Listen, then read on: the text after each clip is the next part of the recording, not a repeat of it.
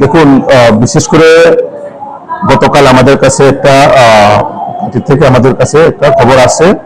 আমাদের দীর্ঘদিনের প্রবীণ নেতা, আমাদের উনি অনেক পুরনো বিজেপির আমাদের সিনিয়র নেতৃত্ব, ওনার শারীরিক অবস্থা শারীরিক অসুস্থতা শুনে আমাদের কাছে পার্টিতে খবর আছে। এবং গতকাল আমাদের মাননীয় প্রদেশ সভাপতি আদরণীয় অভিষেক দেবরায়জি সঙ্গে সঙ্গে উনি রাত্রে এই বিষয়ে খবর নেন এবং সঙ্গে সঙ্গে আমাকে পার্টির থেকে যা যা সহযোগিতা করার দরকার ওনার চিকিৎসার জন্য, আজকে আমরা মাননীয় প্রদেশ সভাপতি ওনাকে আর্থিক সহযোগিতা করেন এবং এই চিকিৎসা চলাকালীন যা যা খরচ বাবদ সেটা পার্টি থেকে বহন করা হবে এবং পার্টি ওনার পরিবারের সঙ্গে আছে।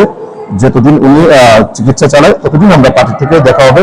তারই আজকে আমরা ওনার শারীরিক অবস্থা এখানে দেখতে এসেছি এবং মাননীয় প্রদেশ সভাপতির নির্দেশ অনুযায়ী আমরা ওনাকে সহযোগিতা করেছি এবং আগামী দিনে আমরা করে যাব।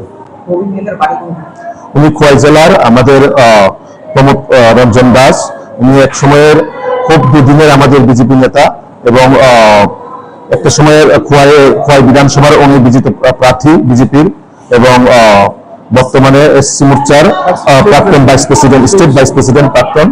তো উনি দীর্ঘদিন ধরে একটা শারীরিক অসুস্থতার মধ্যে বাড়িতে ছিলেন এবং গতকালই আমাদের কাছে খবরটা আসার সঙ্গে সঙ্গে ওনাকে জীবিতে পাঠানো হয়েছে এবং এখন জীবিতে ওনার চিকিৎসা চলছে এবং আগামী দিনে আমরা ওনার পাশে আছি, ওনার পরিবারের সঙ্গে আমরা আছি, ওনাকে সহযোগিতা করে যাব ত্রিপুরা প্রদেশের পক্ষ থেকে।